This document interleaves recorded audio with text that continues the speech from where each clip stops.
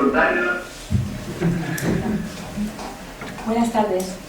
Acabamos de ver un fragmento de la película Dr. Dolittle, ese personaje que podía hablar con los animales. Evidentemente es fantasía, pero en la vida real existe una persona que tiene tanta empatía con los animales que afirma entender cómo piensan y sienten. Ella es Temple Grandin, en cuya trabajo se basa la charla de hoy. La doctora Temple Grandin es profesora de ciencia animal en la Universidad de Colorado. Ha preparado más de 400 trabajos científicos, su página web recibe más de 5.000 visitas mensuales, da conferencias por todo el mundo y es asesora de los gobiernos de Estados Unidos y de Canadá.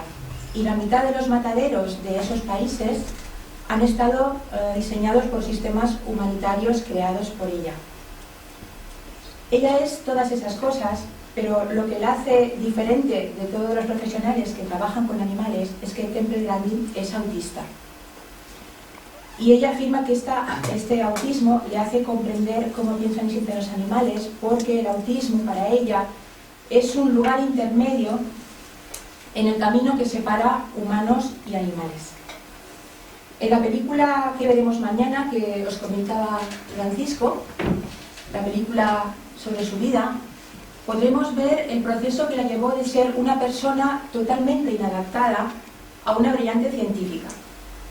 Pero como esto lo podremos averiguar mañana en Cineclub, pues hoy nos centraremos ya directamente en su trabajo. Las personas que pasan mucho tiempo con los animales y que se interesan por ellos empiezan a intuir que hay en ellos algo más de lo que parece a simple vista, solo que no saben qué es ni cómo expresarlo. Temple Grandin dio con la respuesta o parte de la respuesta casi por casualidad, porque ella, debido a sus problemas personales, ha seguido el campo de la investigación del cerebro humano, investigación neurológica, casi tan atentamente como su propio campo, el de la ciencia animal. Y el hecho de seguir ambos campos al mismo tiempo le ha hecho ver la relación que existe entre la inteligencia humana y la inteligencia animal, que parece ser que es algo que las ciencias animales han pasado un poco por alto. Primero, para comprender por qué los animales nos parecen tan familiares y diferentes al mismo tiempo, vamos a recordar que el cerebro humano es en realidad 3 cerebros distintos. El primer cerebro, y más antiguo, que está situado en la parte inferior del cráneo, es el cerebro reptiliano. El segundo cerebro es el cerebro de paleomamífero, en el centro. Y el último, y el más reciente, es el cerebro de neomamífero. Todos los animales tienen cerebro de neomamífero, pero es más grande y más importante en los primates y en los humanos. Los 3 cerebros están conectados por nervios y cada uno tiene su propio sistema de control. Antes los investigadores creían que el cerebro superior lo controlaba todo, pero ya no lo creen, por lo que es como si tuviésemos 3 identidades distintas dentro de nosotros. Es como si tuviésemos una naturaleza animal separada de nuestra naturaleza humana. Y la pregunta es, ¿por qué tenemos 3 cerebros en vez de 1? Pues porque la naturaleza, la evolución, no elimina lo que funciona. Cuando algo funciona, la naturaleza lo repite en plantas y animales nuevos. Así que la evolución lo que hizo fue añadir cada cerebro al anterior. Cuando se compara un cerebro animal y un cerebro humano, la única diferencia que se ve a simple vista es el mayor tamaño de la neocorteza del humano. Y la neocorteza es donde están los lóbulos frontales y todas las estructuras donde están las funciones cognitivas superiores.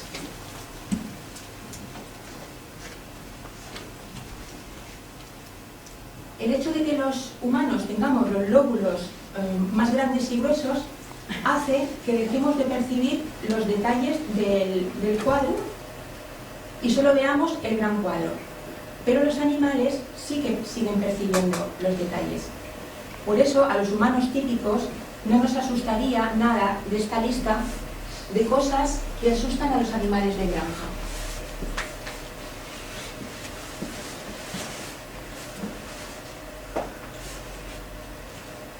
Los animales tienen también sistemas hipersensibles.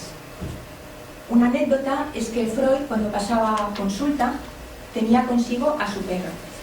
Y no consultaba el reloj para saber cuándo acababa la sesión, se lo decía a su perro. En las escuelas de equitación, los caballos son muy sensibles a sus jinetes.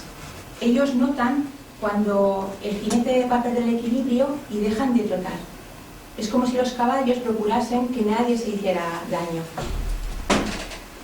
Y ya sabemos que los gatos tienen muy buen oído, que los perros oyen los silbidos de perro. Entonces la pregunta es, ¿por qué si las personas tenemos las mismas neuronas sensoriales y cerebro animal, no percibimos las cosas que perciben los animales? Pues parece ser que hemos tenido que renunciar a esa parte de nosotros, porque si cada pequeño detalle del entorno nos robase la atención, pues no podríamos funcionar intelectualmente. Pero los animales, y al parecer también los autistas, conservan esta percepción y oyen, ven y sienten cosas que los demás no sentimos.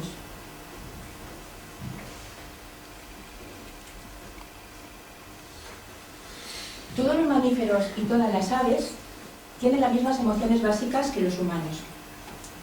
Y ahora se empieza a saber que los reptiles, serpientes, quizás también. Esto es porque hay una serpiente cascabel en Estados Unidos que protege a sus crías de los depredadores. Y esto fue una gran sorpresa porque siempre se había creído que las serpientes eran animales no sociales y que abandonaban a sus crías después de nacer. Pues todos los animales, al poco tiempo de nacer, desarrollan estas emociones básicas.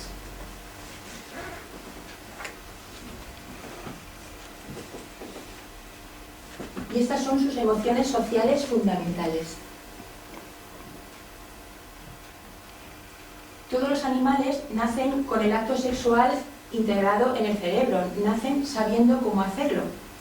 Lo que tienen que aprender es con quién se espera que se aparen y con quién no. Y esto en parte se sabe por la cantidad de animales que se han confundido en este sentido. Hay un libro que se llama El loro que me posee, que lo escribió una ornitóloga. Esta ornitóloga adoptó a un loro de 31 años cuando murieron sus dueños.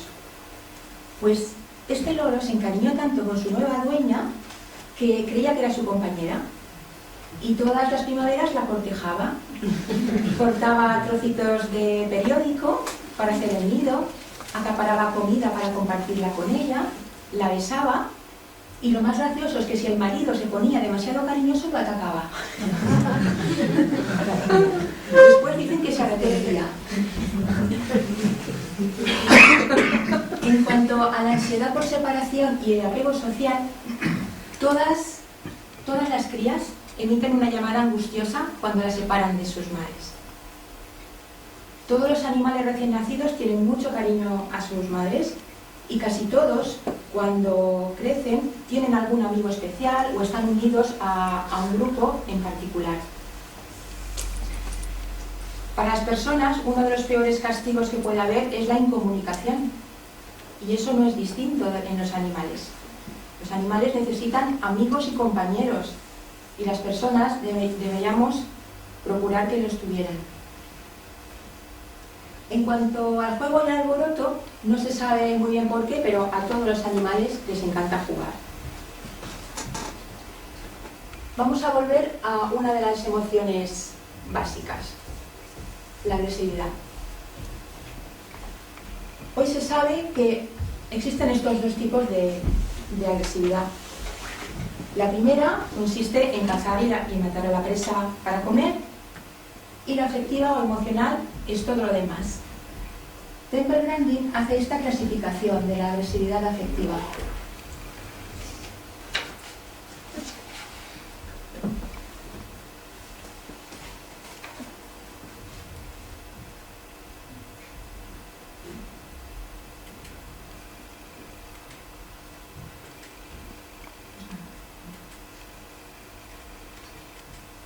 muy sensible. Y luego, por último, están las tendencias genéticas a la agresividad. Me voy a detener en la cría selectiva. Los humanos hacemos cría selectiva para conseguir que un determinado animal sea de una determinada manera. Por ejemplo, en el caso de los pollos, se persigue un crecimiento rápido y gran cantidad de carne. Pues esto ha desembocado a la larga en daños neurológicos que se han reflejado en un comportamiento terrible de los gallos violadores.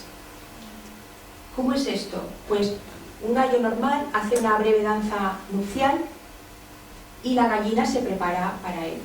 Pero parece ser que esta cría selectiva ha eliminado esta danza, esta pauta de acción fija. Entonces, cuando el gallo se acerca a la gallina, se aparea por la fuerza y muchas veces la mata. Pero la mata de una manera horrible, destrozándola.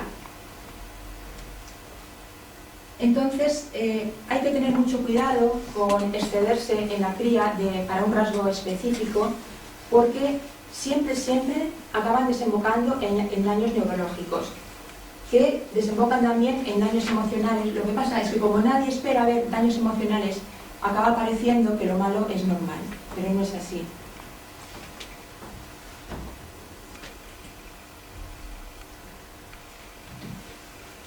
Muchas personas pueden admitir que los animales son agresivos, pero no violentos.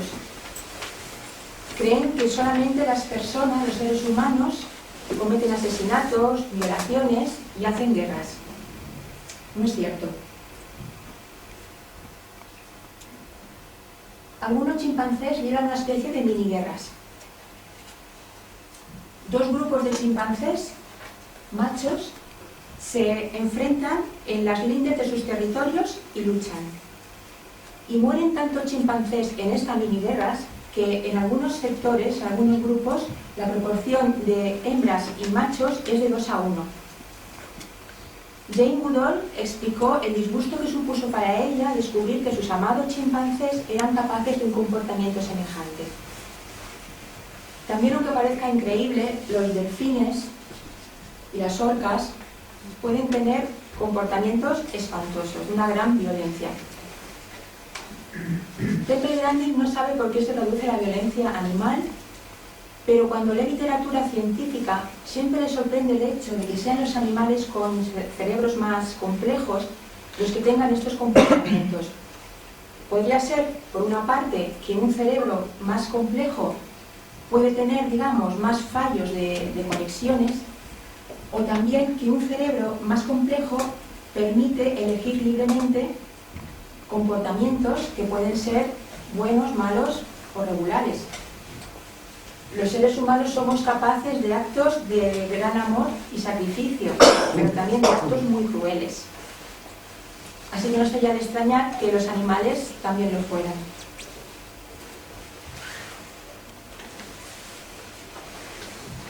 ¿Sienten dolor los animales? Pues la respuesta escueta es sí. Todos los mamíferos y todas las aves sienten dolor, y ahora se sabe que los peces también. El problema no es que sientan dolor, que parece bastante evidente, sino cuánto daño hace el dolor. Porque el problema no es solamente que los animales no hablen, es que ocultan su dolor. Es posible que un animal herido en su medio natural acabe devorado por un depredador, y quizás por eso ha desarrollado una tendencia natural a disimular el dolor. Lo vemos en los perros, por ejemplo.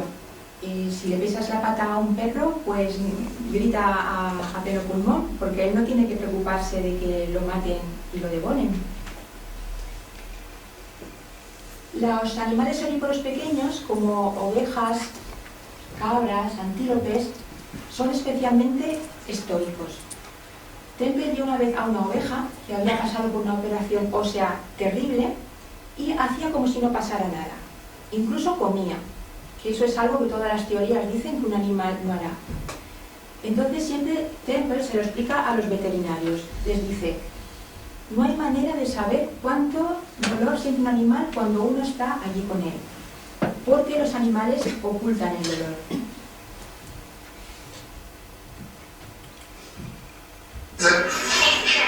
Perdona.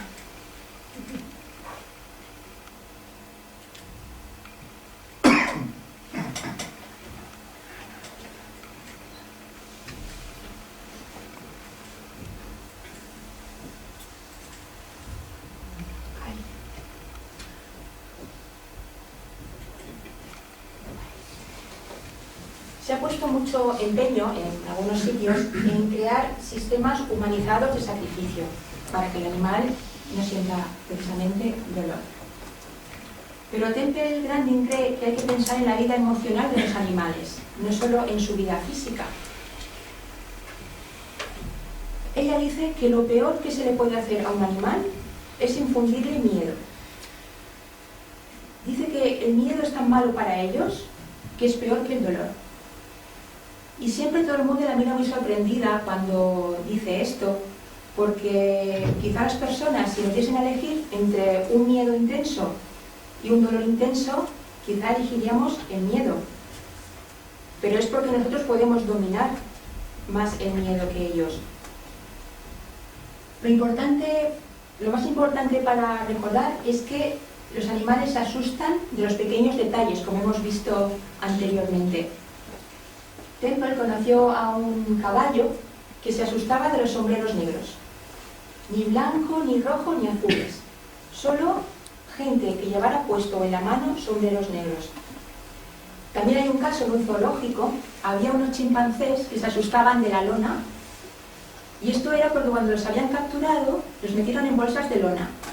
Entonces, si alguien ponía, aunque fuera un trocito de lona en la jaula, la enterraban en la paja para no verla. Y luego ya se sentían todos mucho mejor. El miedo a lo desconocido es universal. Y tenemos que pensar que los animales siempre se enfrentan a lo desconocido, porque nosotros vamos construyendo el mundo y ellos no.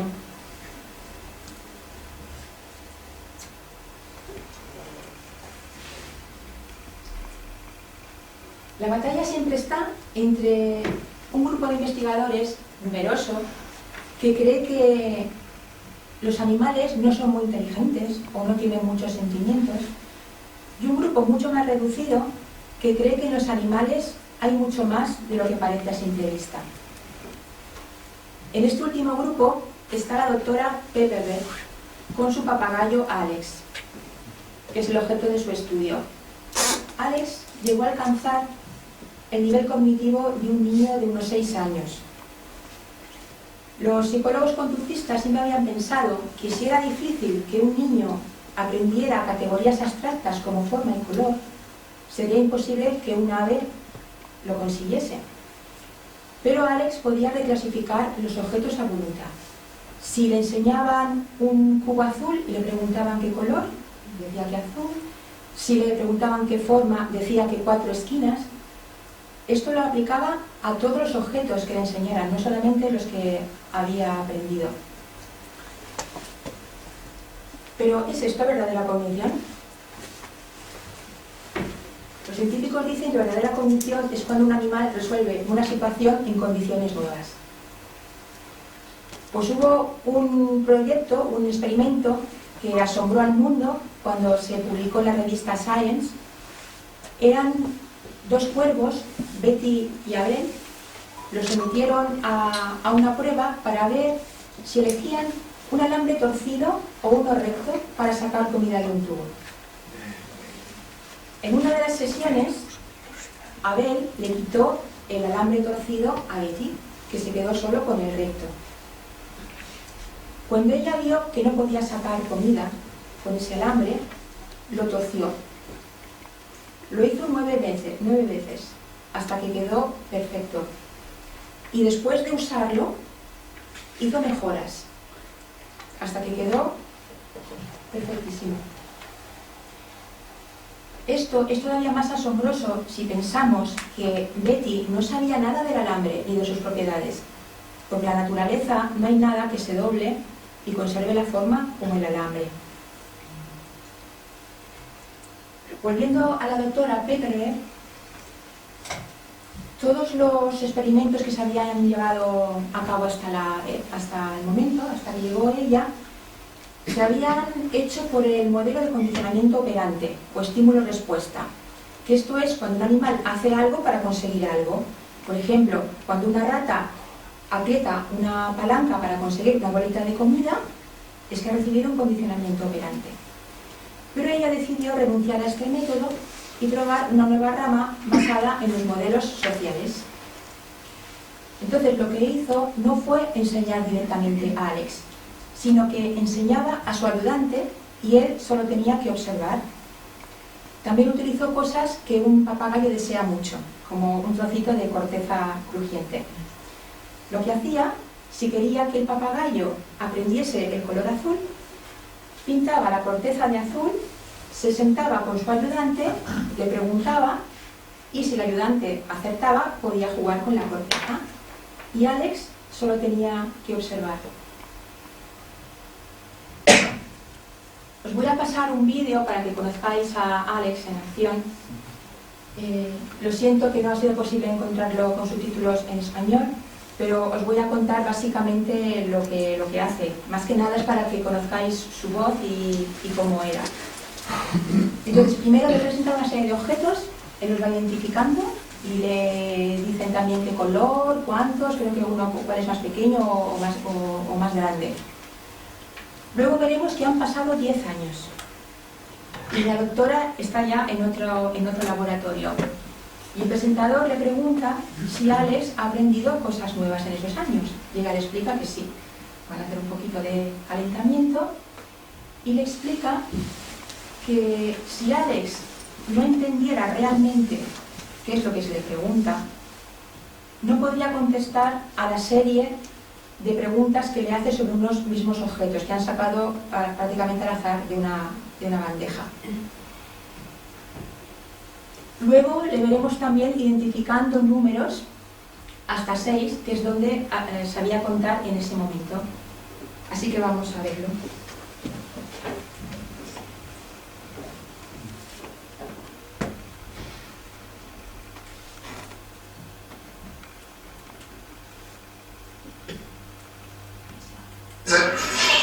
Good boy. Good birdie. Yeah.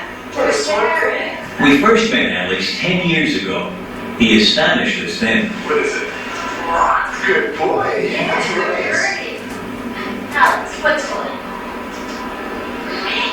Male, that's right, you're a good birdie. Tell me what color? What color? Yellow. Yellow, that's right.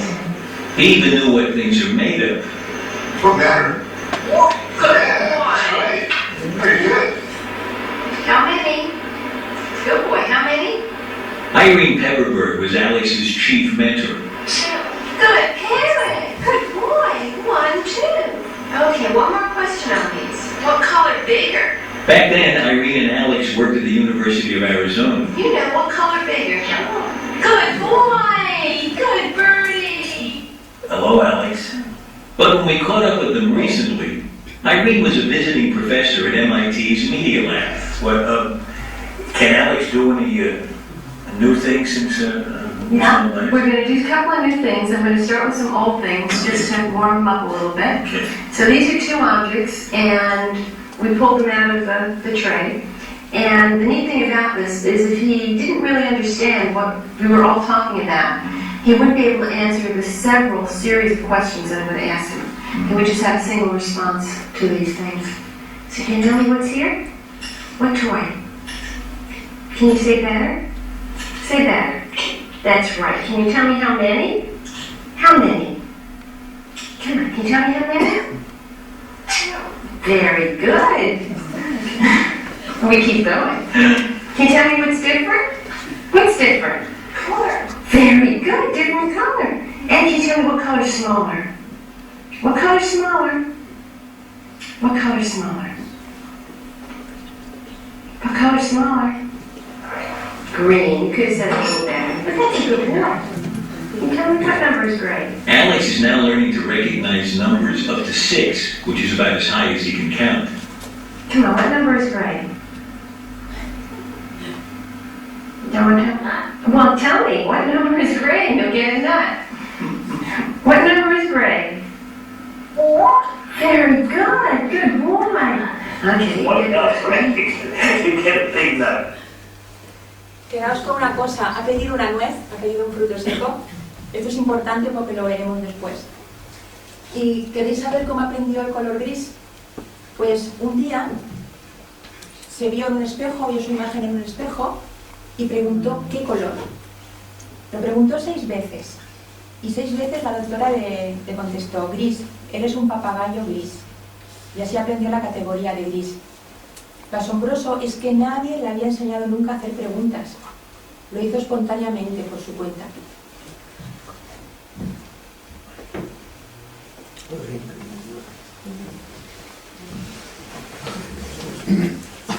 Puesto que muchas personas creen que los animales no tienen lenguaje, un buen campo para investigar es el de las personas sin lenguaje. Hay más en el mundo de las que creemos.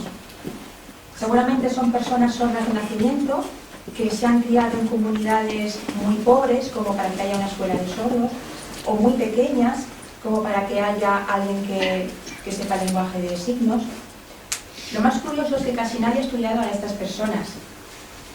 Una investigadora que sí que lo ha hecho, que durante 20 años ha escrito un libro sobre ellos, empezó a interesarse por ellos cuando trabajó como voluntaria para ayudar a enseñar a un inmigrante llamado Ildefonso.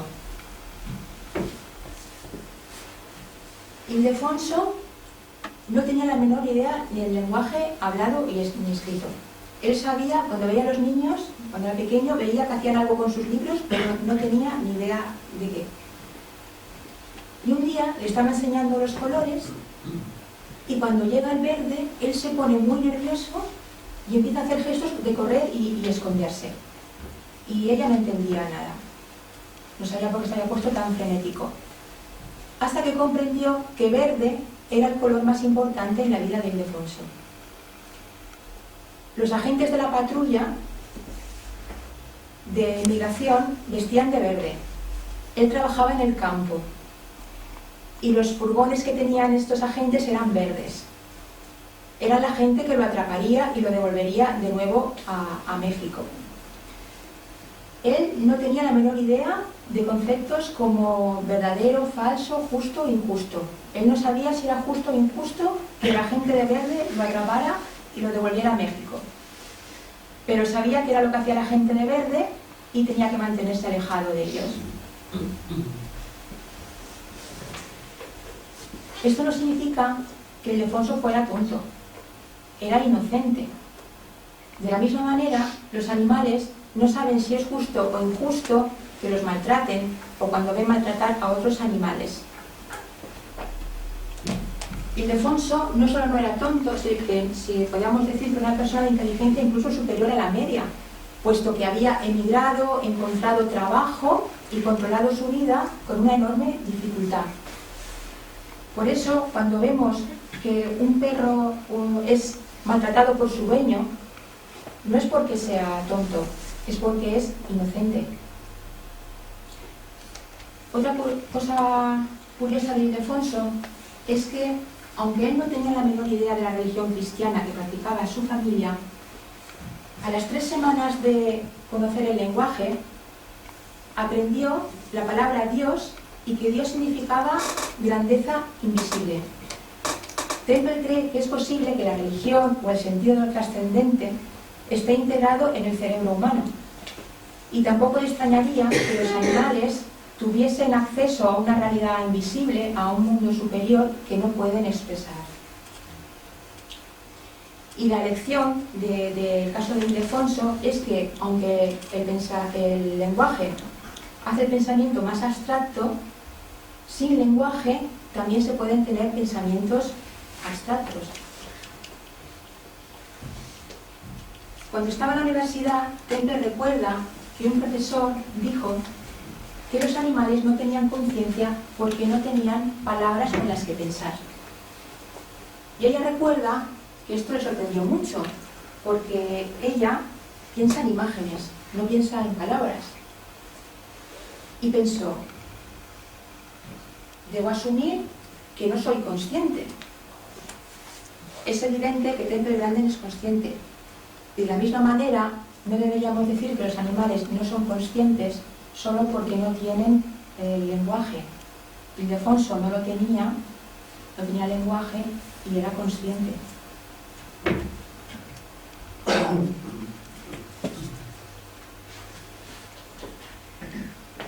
¿Hablan los animales entre sí como las personas? Es una pregunta muy polémica, porque para muchas personas el lenguaje es lo que nos hace humanos, es lo que separa al hombre de la bestia, la última frontera. Pero esta frontera se está poniendo en tela de juicio. Hay un investigador, el doctor Slobodchikov, que se llama, que ha hecho algunos de los estudios más asombrosos sobre cognición y lenguaje animal. Él empleó sonogramas para analizar las llamadas de peligro de una especie de perrillos de la pradera. Y descubrió que tienen nombres, verbos y adjetivos. Pueden comunicarse. El depredador que se acerca, si es coyote, si es perro, si es halcón, si es un humano, también pueden decir la velocidad con que se acerca. Y si es un humano, pueden comunicarse si lleva armas o no.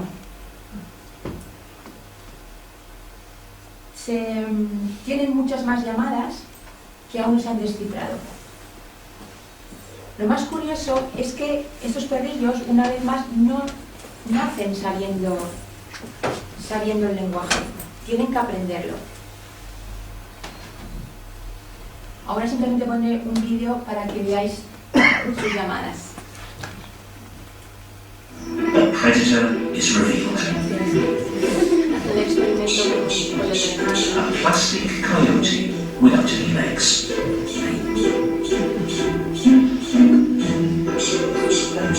It seems like an encouraging result.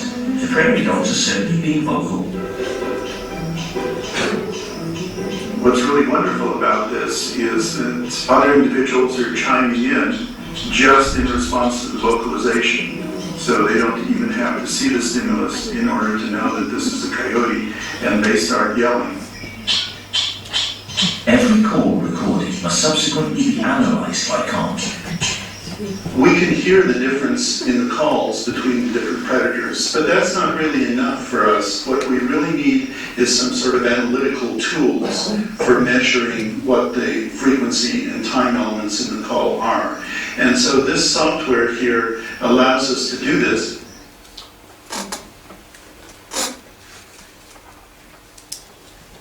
¿Es esto verdadero lenguaje? Un filósofo del lenguaje diría que no. Los lingüistas definen el lenguaje de diferentes maneras, pero todos coinciden en que ha de tener tres elementos: significado, eficacia y reemplazo. Eficacia es cuando se emplean las mismas palabras para hacer un número infinito de comunicados diferentes. Y reemplazo o sublimación es cuando hablamos de algo que no está directamente presente. Los perrillos de la pradera se avisan de peligros reales del mundo real, pero que tienen significado. Emplean los mismos adjetivos para diferentes animales, por lo que tiene eficacia. No se sabe si utilizan sus llamadas para referirse a algo que no está presente. Pero como otros animales sí lo hacen, no hay motivo para pensar que ellos no lo hagan también. Temple cree que sería extraño que tengan nombres, verbos, adjetivos, capacidad semántica y eficacia y no usen el lenguaje también para hablar de algo que no está directamente presente.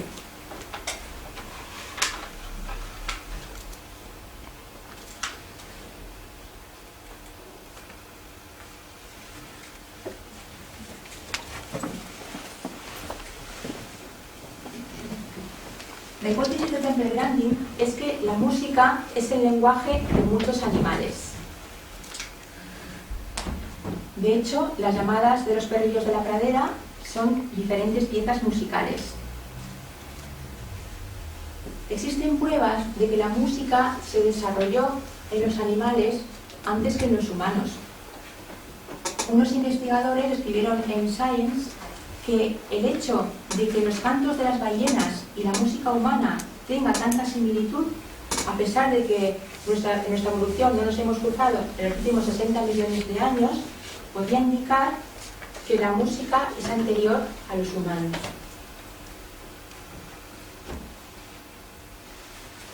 Mozart se inspiró en el canto de los pájaros.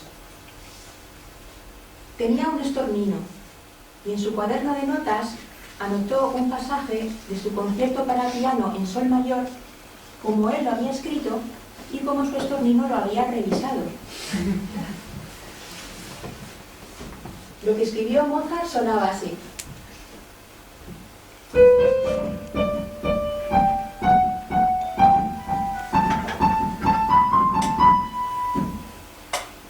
Su estornino alargó una nota e introdujo esta alteración. Sonaba así.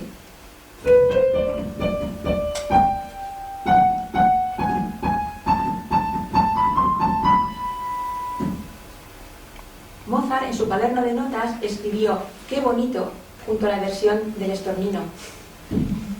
Cuando murió el estornino, le hizo un funeral, lo enterró en su jardín, cantó himnos junto a su tumba y compuso este poema.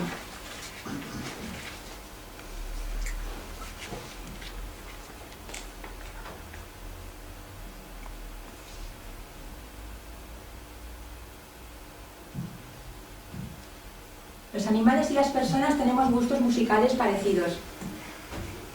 Los estorninos y las ratas distinguen los acordes armoniosos que suenan bien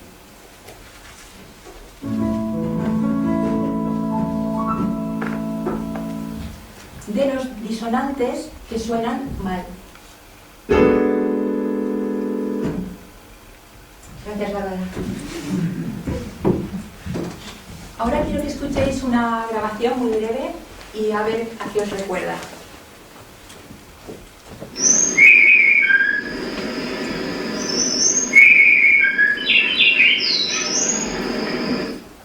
¿No recuerdas las primeras notas de la quinta de Beethoven? Pues esta grabación fue hecha en un bosque de Chiapas, México. Es muy poco probable que este pajarito, un mosquitero de pecho blanco, hubiese escuchado alguna vez la quinta de Beethoven. La música que nos parece bella también se le parece a los animales, y el pajarito compuso el mismo tema.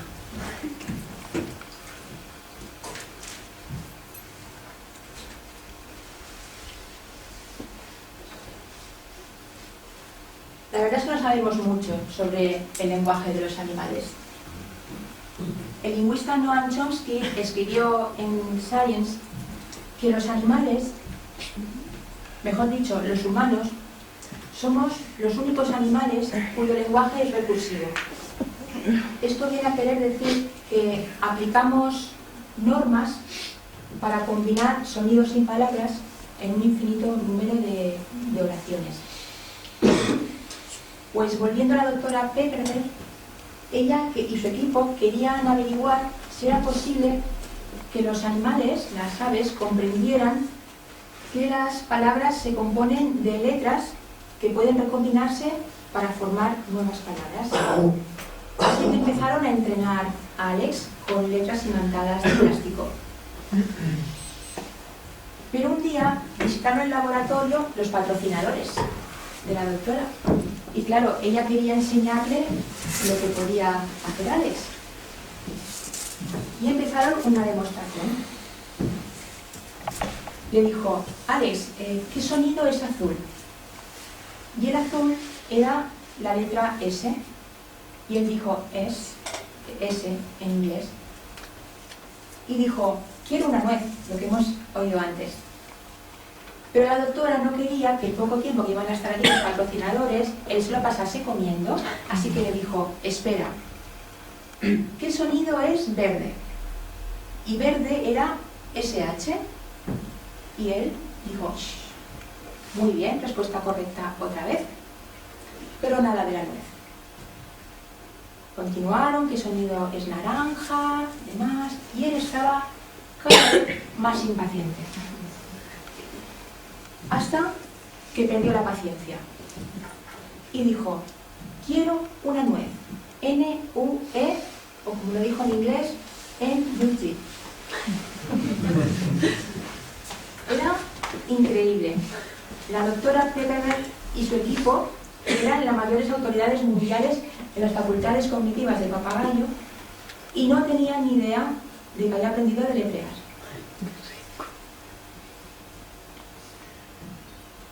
Así que Temple Grandin cree que no deberíamos dar por supuesto que los animales no tienen lenguaje, que no tienen conciencia. Deberíamos considerarlos de una forma más respetuosa. Cree que si queremos conocer la mente de los animales hay que estudiarlos por sus propios medios y en su hábitat, para saber quiénes son, qué hacen, qué dicen y también qué podemos hacer para tratarlos de una forma más respetuosa.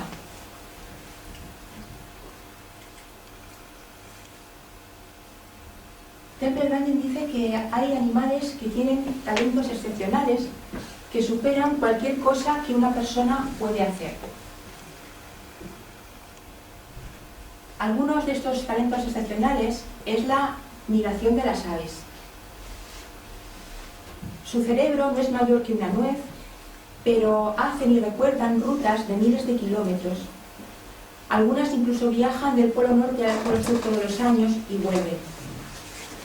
Hay una película que se llama Volando Libre, que cuenta la historia real de un aviador que enseñó a un grupo de gansos a seguir a su avión ultraligero.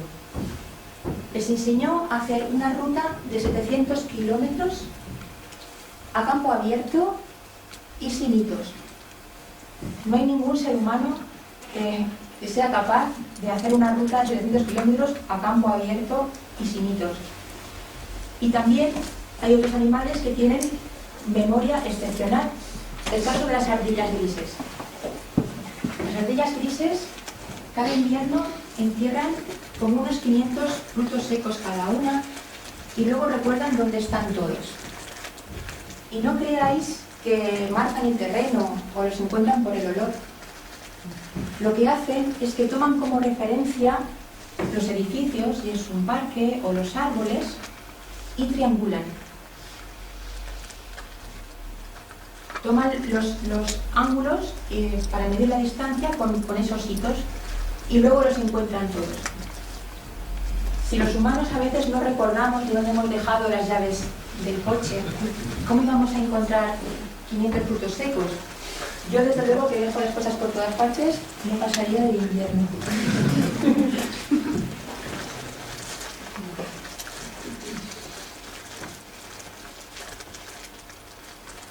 La verdad es que no sabemos mucho sobre lo que pueden o no pueden hacer los animales. Aunque haya personas como Jane Goodall que han sido capaces de estar años estudiando un grupo de animales en su propio medio, el hecho de que cosas que hacen animales como Betty, que dobló un alambre para sacar comida de un tubo, o un papagayo como Alex, de pronto deletrearse la palabra nuez, tendría que indicarnos lo poco que sabemos sobre los animales. Temple dice que nos hemos alejado de los animales, que tendrían que ser nuestros compañeros en la vida, y no solo alimento, mascotas, objetos de estudio. Dice que los animales nos humanizan. Y ella desea que los animales tengan una buena vida, con algo útil que hacer también. Cree que se lo merecen. Yo no sé si algún día las personas hablaremos con los animales como hacía el doctor Doolittle, ni si los animales podrán contestar, pero sí creo que podemos empezar a comunicarnos con ellos mejor que hasta ahora. Alex el papagayo murió en 2007, tenía 31 años, ha pasado 30 años con la doctora Pepperberg. La noche anterior, cuando la doctora lo metió en su jaula, como hacía todas las noches, Alex la miró y le dijo: pórtate bien, hasta mañana, te quiero. Gracias.